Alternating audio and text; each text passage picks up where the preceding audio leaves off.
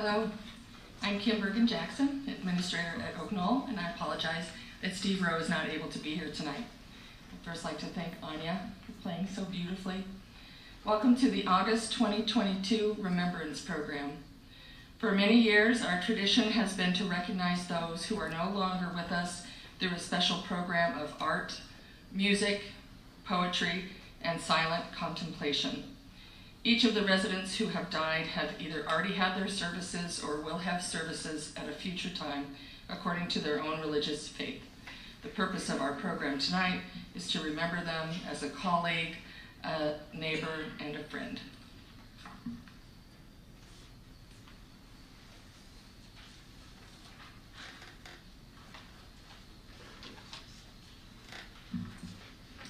Hello, I'm Linda Spangle. In the mid-1970s, my husband and I traveled to New Orleans for a vacation.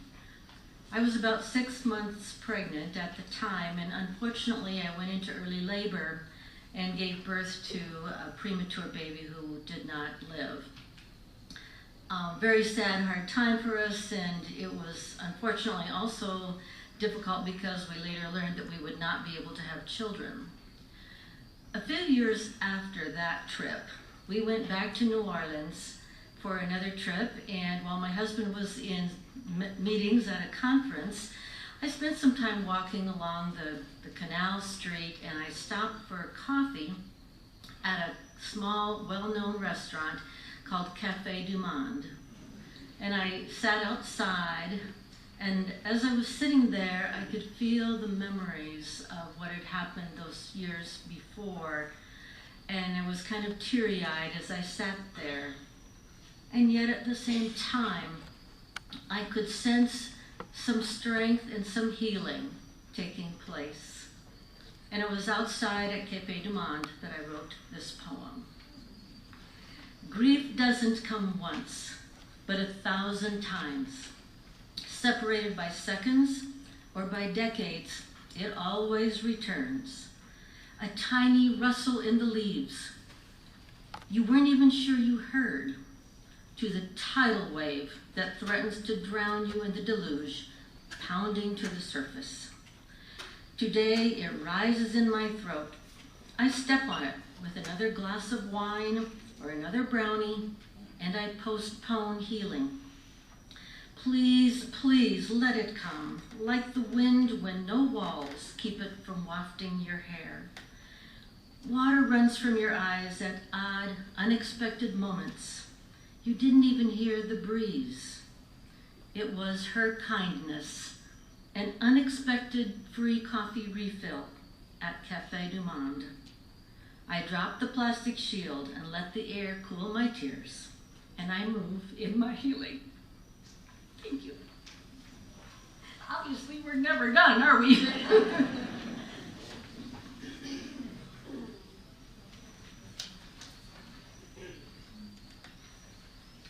Slipping by Larry Reddick.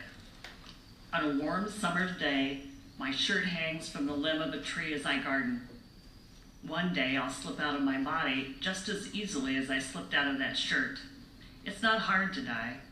Just give yourself breath back to the flowers and the trees and the wind.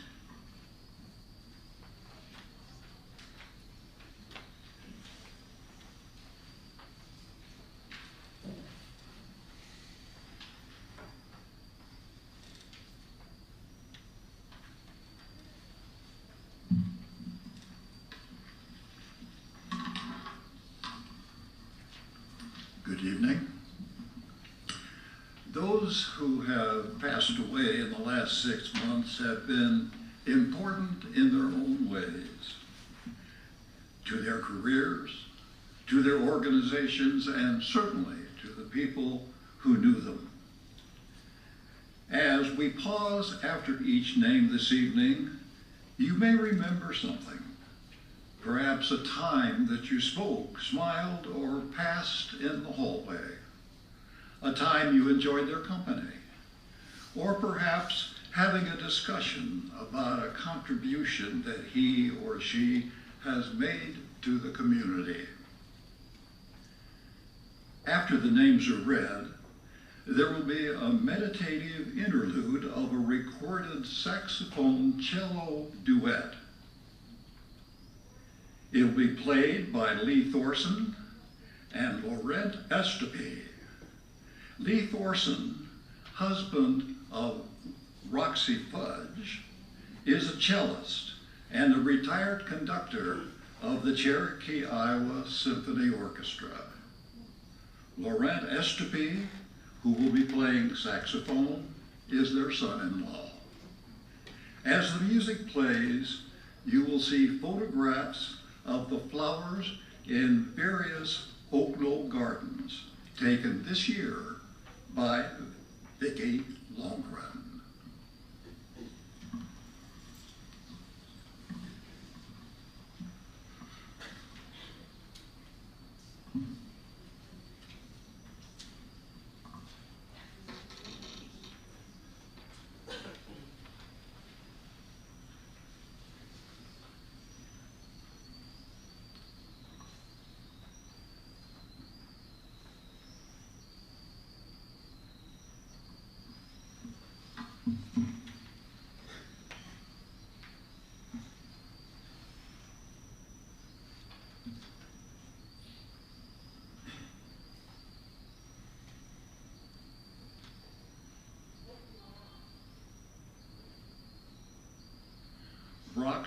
Roxana Fudge.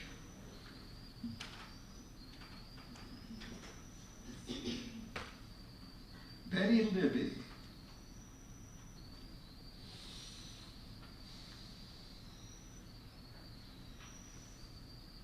And Eugene Parrott.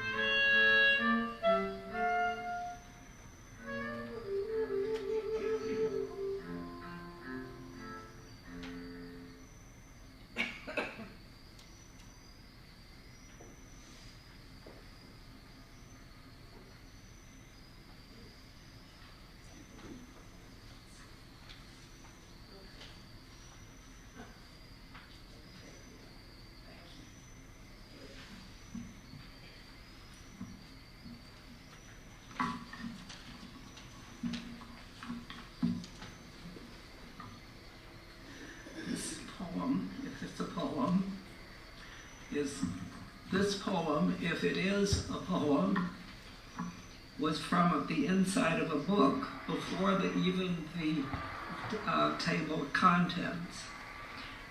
And it said, under this paragraph, it said, from a draft of a story.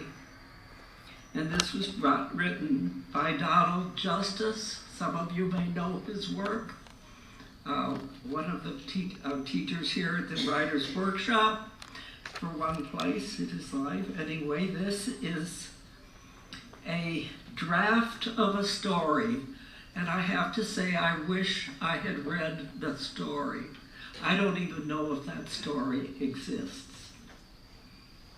All right, and in this paragraph there is a name, Eugene, and I think it must be the name of a character in the story that maybe was written and maybe was not written.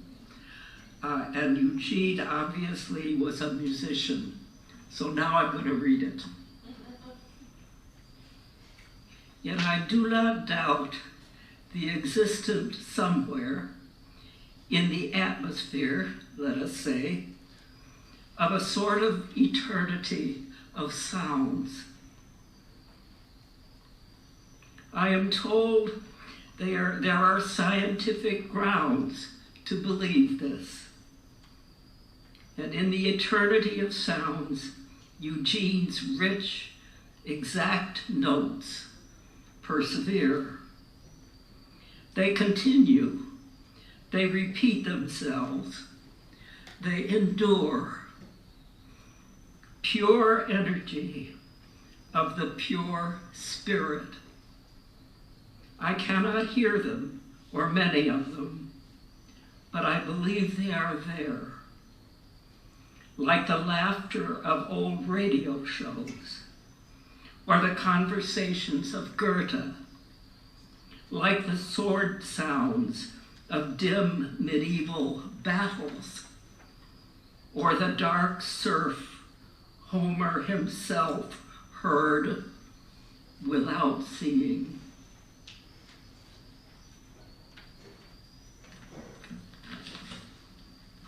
I think I can make my way down there. Thank you.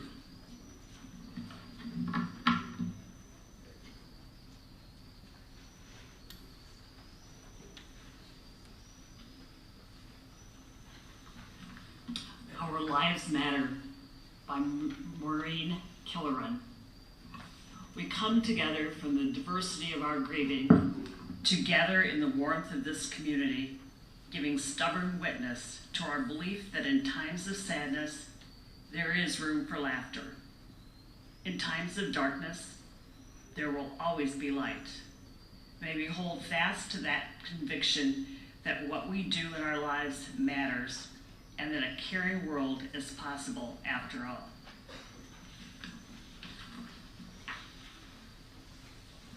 That concludes.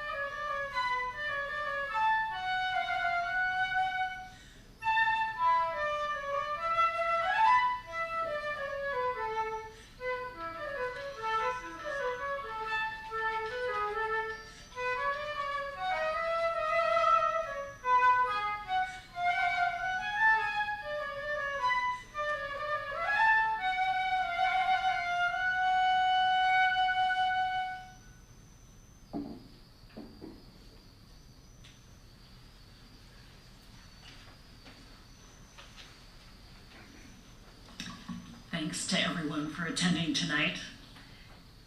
This concludes our Remembrance program. We invite everyone to stay after a brief pause. We'll have a brief intermission for the semi-annual meeting of the Residence Council.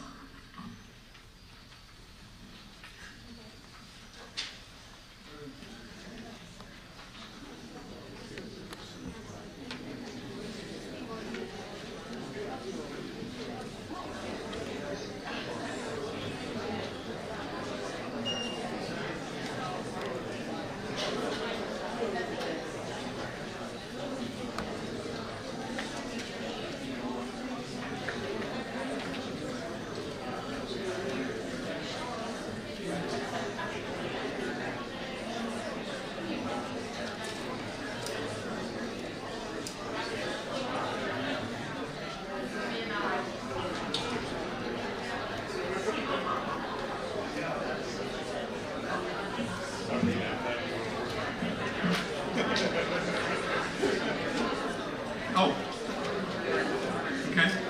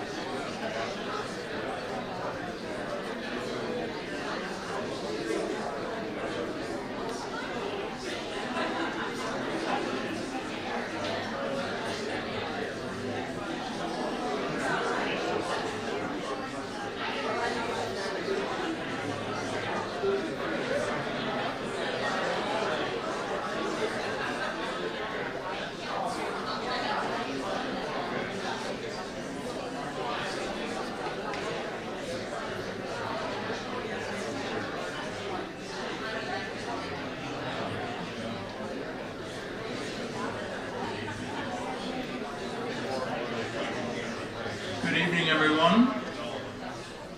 I'm welcoming you all back. I'd like to call the August 10, 2022 semi-annual meeting to order at exactly 7:30. There we go. Before we get to tonight's formal agenda, I want to thank everyone who helped to make the Remembrance service so inspiring.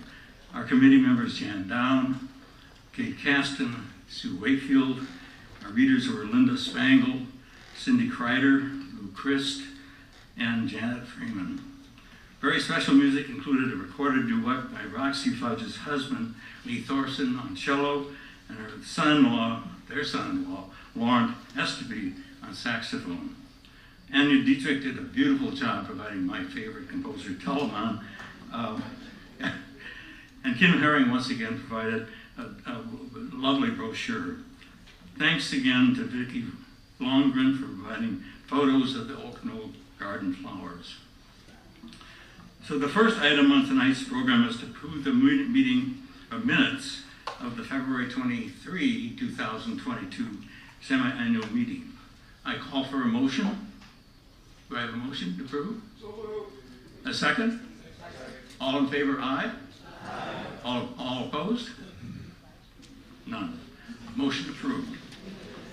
Next, I want to introduce the resident council members who are here tonight. A few aren't, they couldn't attend, but at any rate, as I announce your name, would you please stand for a moment, or if you don't feel comfortable, just raise your hand. Charlie Anderson, Joyce Carmen Baldus, yours truly, Marcia Emmons, new member Joyce Fuller, who replaced Karen Franklin in July. Joyce Fuller. Carol Fuller. Sorry, Carol. Doris Hauser, Mary McElroy, Scott McLeod, our vice chair, Jane Murphy, Joan Nubling, Nancy Sprintz, William Stanford, Weather Winder, and immediate past chair, Jackie Harb. And of course, Ethel Blush is our ever faithful recorder, and we can't do without her.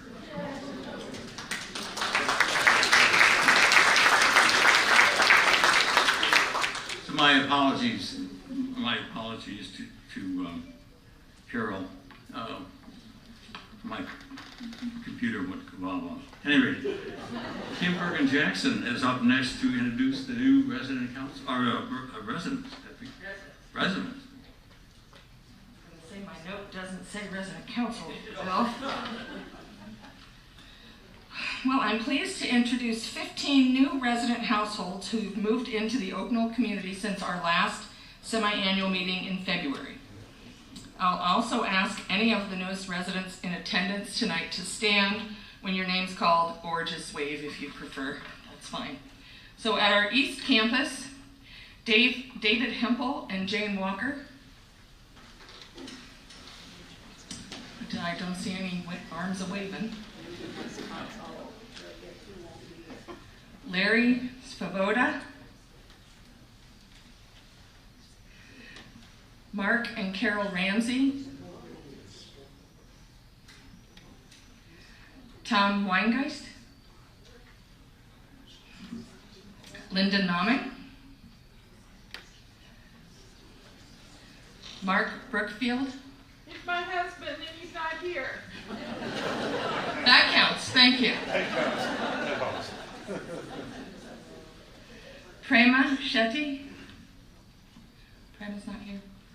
At the main campus in the George building, Philip and Barbara Lang. Richard and Judy Hupfeld. In the central building, Catherine Nicholson and Linda Steele. In the Benton building, Royce and Peg Johnson. And Hesse. Did I get that right? And finally, in the Spring building, Richard Ferguson and David Roston. Please join me in welcoming each of our new residents to Oak Knoll.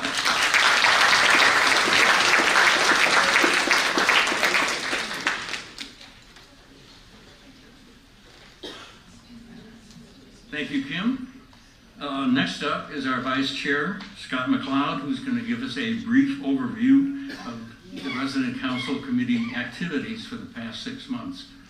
Scott?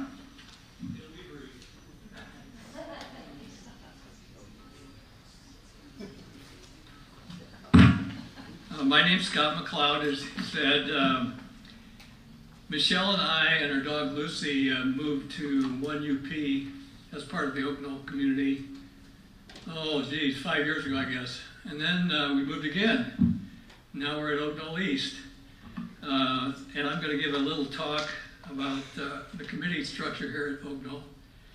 As Vice Chair, one of my tasks is to work with the various Oak Knoll committees on any issues they have, and also in developing a budget that can be submitted to the administration for approval.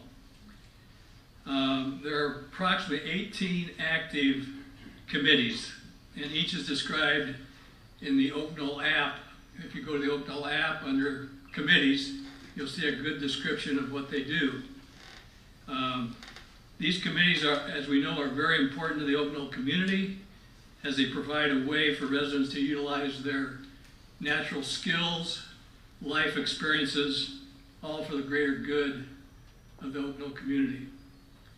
A few examples of this would be the highly successful market here in Maine, which I don't know how it could have gone any better.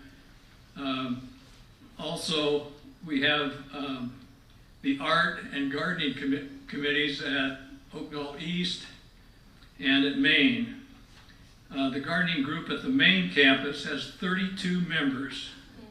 There are 15 master gardeners paired with Oak Knoll volunteers to help with the planting, mulching, and watering. There were amazingly 2,884 annuals planted this year. Just think of that, the work that went into that. At Oak Knoll East, there are 10 gardening members who are involved in tending to and watering 6 large planters around the Oak Knoll East campus. There are also several new trees and plants that were donated and tended to by residents on the west side of Building 3 and the east side of Buildings 1 and 2. Now to the Art Committee. The Art Committee at Maine campus have 3 working groups.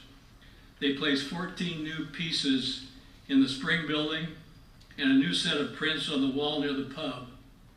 Other works were moved and placed following the recent remodel and painting in other areas of the campus. You should also note that they change out the collections provided by residents on the wall and in the display case in the 5th floor near the bridge every 3 months. At Oak Knoll East, the Art Committee have mostly completed placing loaned and donated art in all 3 buildings.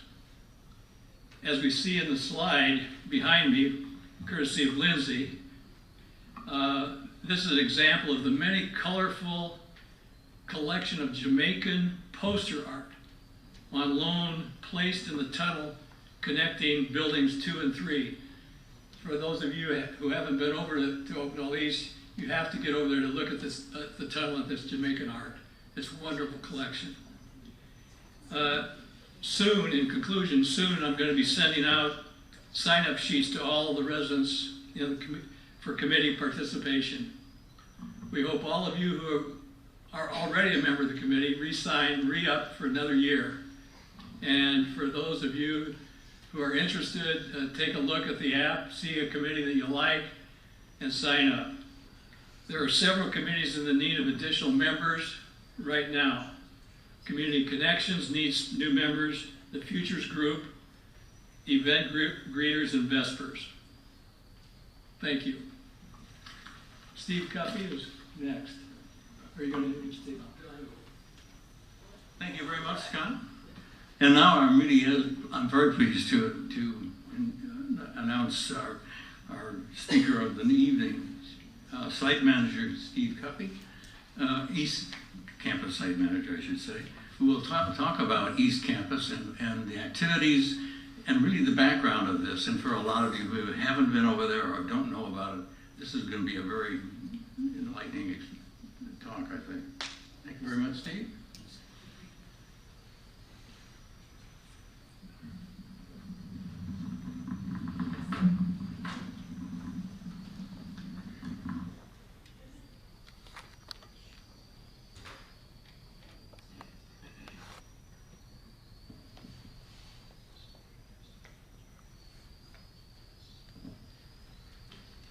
All right, thank you, Bill, for the introduction. It's nice to look out and see all these familiar faces. I don't get over to this campus as much as I'd like to. Some of you who moved in the last couple of years probably don't know who I am. I've been with Oak Knoll almost 18 years.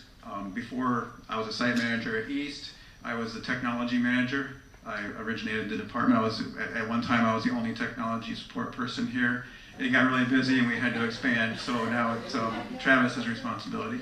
And then before that, I was the bus driver and transportation coordinator, which now Tony Rowe handles that. So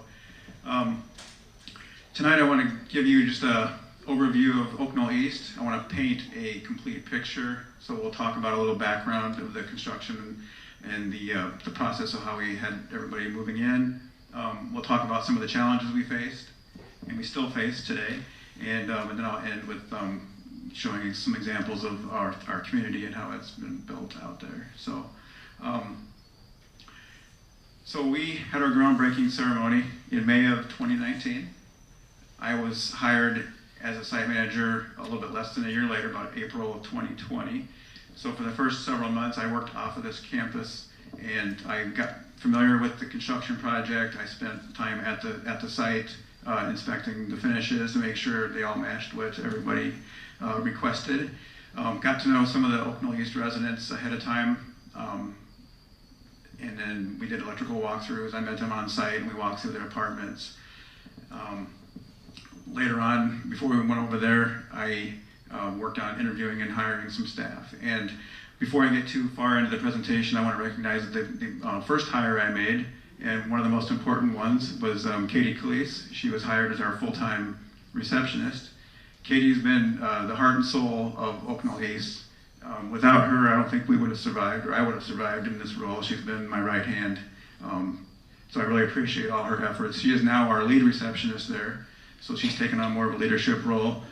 She oversees all the operations at the front desk and supervises our 2 part-time staff. So at the end of the construction process, when the last contractor drove off the site, we were left with 3 buildings. There were 60 independent living apartments on the site, ranging from 777 square feet all the way up to 1,673 square feet. We're located on a scenic and wooded lot near Hickory Hill Park. We have several outdoor spaces for relaxation and entertainment. Our amenities include the Scotty's restaurant and bar, a fitness room, a community room, where we have programs and movies, a lounge library, a car wash, a dog wash, and a dog park. Buildings 1 and 2 were completed in October of 2020, and the first residents moved in on October 26th. And then building 3 was completed in February of 2021, and the first residents moved in February 22nd. So as of right now, we are completely sold out, thanks to the hard work of Steve Rowe and Rita and other staff who helped to sell the apartments. As of this presentation, 59 out of the 60 households are occupied. The last one will be moving in hopefully sometime in the near future. Our current census stands at 90 residents. And here's some information about those 90 residents. Our overall average age is about 77 years. We have 37 men, average age 78.8. The youngest is 67, oldest is 92. We have 53 women, average age is 76.3. Youngest is 62, and the oldest is 88. We're also pet friendly, so we currently have 11 dogs and 17 cats. I don't know their average age because it's in dog years and cat years, and it's too much math for me to figure out right now. So to further complete the picture, I need to talk about some of the challenges we faced over the last couple of years. As this picture, this looks like the road to get here right now, the last couple of years. It did definitely make the journey more interesting. So here's a list of some of those challenges I'll touch on tonight, kind of the highlights. So COVID, I don't have to really say anything more about that. We all have lived this for too long. But opening a new building, opening a new campus, welcoming new residents into their new homes would have been challenging enough in normal times, but then to add the pandemic to the mix was made it extremely difficult at times. We've had warranty issues, so we have an extended warranty with our builder. And so, as you know, new construction, there's sometimes problems. Construction is not perfect. We have some defective parts, the building settles. So we work with the contractor, we have them come back and repair things. We've had over 600 punch list items in the last 2 years to deal with. So it's kept us pretty busy. One of those items is the garage doors. And those who are from Oak Knoll East here or are watching it live on the live stream have heard my lamentations about those garage doors, so I'm not going to go into that in more detail. We'll be here all night if I do. So as a new address, it takes a little bit to get established in systems, so we immediately got into the 911 system, which is the most important. And then with the Postal Service and other delivery services like UPS, FedEx, it took a little bit, but we got into their systems okay. We were finally on all the Google Maps and Apple Maps correctly. The only services that really still have issues finding us are Uber and DoorDash, but hopefully they'll get that straightened out soon. The first summer we were out there, we had a terrible drought. Last summer was pretty dry. And so that really stressed our young trees and a lot of our plants. And so we unfortunately lost some of those and we're having to replant those. It also contributed to our prairie issues as well. So a lot of our campus is made up of prairies. We want to be good stewards of the environment, and it's very important for us. It takes usually 3 to 5 years to fully establish a solid prairie. Unfortunately, last year, between not knowing how to manage it properly and the drought, we lost it. So we had to have it replanted in the fall, and now it's being managed by Sustainable Landscape Solutions, and they've done a great job keeping that up for us. And I'll talk a little bit more about that in a little bit. When it did rain, our garages leaked. Unfortunately, when we were still working on that issue, and I think we're getting close to finding a solution. We've had staffing issues. That's like at this campus and throughout the nation, really. That's really mostly affected East. Hit East the hardest at Scotty's. So we've had to shut down or go to delivery only too often, so we can't establish consistent services there. So that's been difficult. And then also, this is our first attempt at really a satellite campus with full services. So some of those services are managed from this campus, so there's been a little bit of a learning curve on how that's going to look and getting staff in the right places at the right time. The first winter we were out there, we had some problems with some snow. We had a lot of snow that winter, snow and ice, and so it built up on our roof. And for whatever reason, the architect designed the roof to slope over the main campus, or over the main entrance, looked like that picture there on the far right. So when that started warming up, the snow would gradually move towards the edge and then fall over in big chunks of snow and ice. And we had to close off our front area there. We can see it did a lot of damage to the pergolas. So that spring, we had the roofers come out and they put a guardrail up there. And then last winter, we didn't have any problems, thankfully. And I know it's the goal of the resident council, but it's also the goal of administration to try to become one community.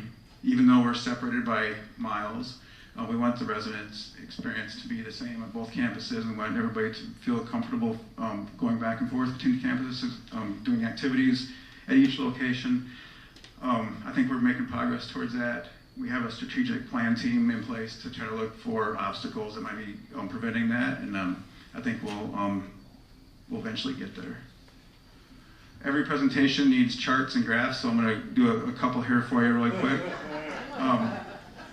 So here is a graph here that shows the rate of our growth as far as resident move-ins. So you can see initially we had a little wave here, it leveled off, and then when building 3 opened, we had a larger wave here. And then we flattened, it's been kind of a gradual upturn since then to the point now we're almost full. And here's a pie chart of our punch list items. I mentioned we had over 600 of them. The red here is doors, and the blue is windows. Doors and windows have been the most problematic, as I mentioned with the garage doors earlier. We've had some buildings settling that knocks them out of whack, and then some mechanical failures and windows, sashes going bad and stuff. The rest of the items have been pretty evenly distributed. This is a graph of my stress levels over the past couple years, so you can see it spiked here and it's been high ever since. And this is a daily stress pie chart. The blue equals stressed. That orange sliver is my exercise time. So I don't want you to think everything is all bad there. Some might wonder, with all these problems, why don't we have a mass exodus of residents, and how do I still have a job? When I say some, it's me that actually wonders that sometimes.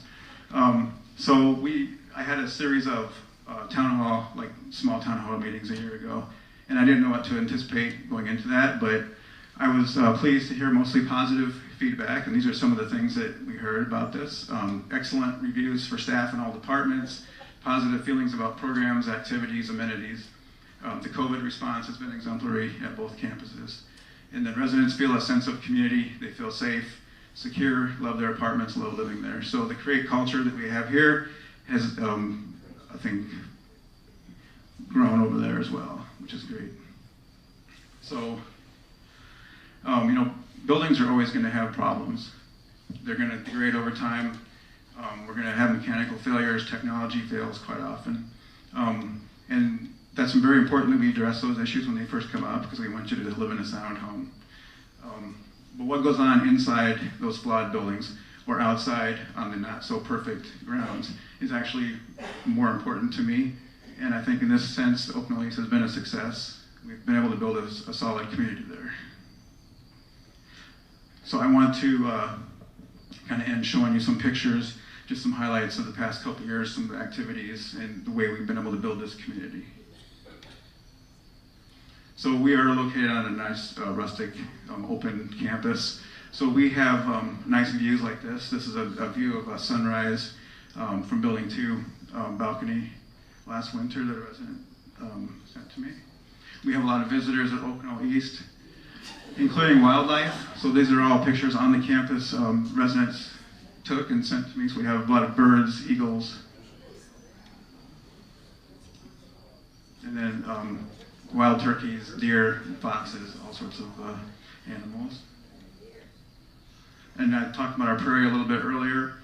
So this year it's been much better. We've had some wildflowers popping up and added some color. If you look at the picture here on the left, that was the wheat party we had last year. And you can tell that the grass is pretty sparse in a lot of spaces. The picture on the right is this year, which is it's much more full and healthy. And Scott touched on this in his presentation. This is the tunnel, the Jamaican art. So we've got the neon palm tree, and then there's a soundtrack as you walk through there as well. So I installed an Apple HomePod, and then you walk through and you just say, "Hey Siri, play Bob Marley or Beach Boys," and then the music is constantly playing. So it's a great place to go in the middle of winter when it's dark and dreary, and you can kind of walk through there and get a taste of the summer life again. The committees have been instrumental in setting and getting our community set up. The art committee, besides putting the Jamaican tunnel together, this was featured in the Community Connector and I think the Acorns recently.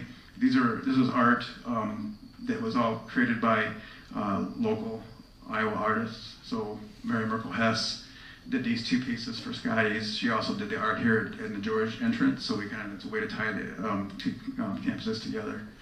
Those three pieces in the middle, Nancy Purrington, and then the ones at the end are Marshall Wegman. They were painted, commissioned by the Somerville family, and that's actually, those paintings are the north view of our campus. The art committee's worked hard getting art on the walls throughout the buildings. Our library committee, we got a lot of books donated as people were moving in. They set up the library and the library lounge, and also in the first floor elevator space. We have a good, solid recycling program out there in both buildings. And one of the things I like, the recycling committee will collect the redeemable cans and bottles, the nickel cans, take them to the can shed, and then those proceeds are actually donated to the gardening committee. And the gardening committee uses that to do extra planting around the community. So this is the bottom pictures are the view of the east side. These are all gardens that are put in this year, and they're maintained by the residents on the gardening committee. And then those are three of the planters up there. And then we try to keep active out there with a lot of events and activities. This is pickleball on our north visitor parking lot. We have barbecues and meals on the front patio by the entrance. We had llamas visit last year. Healthy Estate Walk, we do that like you do here at this campus. And then we have the bicycle there, and then the walking group on Wednesday mornings, along with all the other fitness classes on site. There's a party in the lounge, the Summer of the Arts concerts. So the one up in the upper right was the concert just about 2 weeks ago. We had a record turnout, about 84 people there. So there were some people from the main campus that came over and one university place and some waiting list residents. It was a perfect evening for a really nice concert. Holidays, so Thanksgiving, Christmas, and the Scotties, they do a great job of putting together events. Icebreakers on Wednesday is a great way for everybody to kind of get to know each other, and it's like a happy hour. And then pets are a big part of the community as well. As I mentioned, we had the 11 dogs, 17 cats.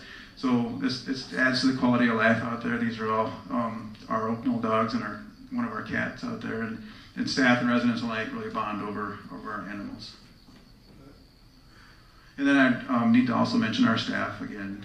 We have great staff out there, Lindsay and Katie and our Scotty staff and EVS.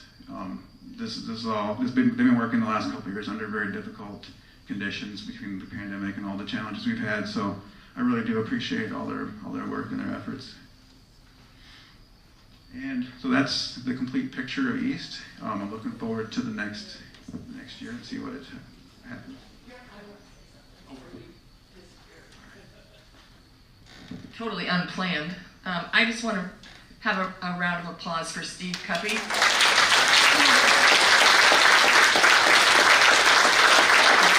He's really done an amazing job out there under extreme circumstances, and you just always have the faith, and we appreciate that, and you are the perfect person to be out there leading the charge, so thank you very much. Appreciate it.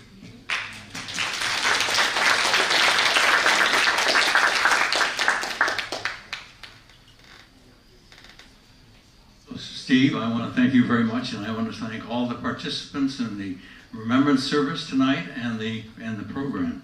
And with that, I adjourn this meeting at, God, it's 8 o'clock. That's incredible. Please join your neighbors and friends for refreshments out in the outer corridor, and we'll see you in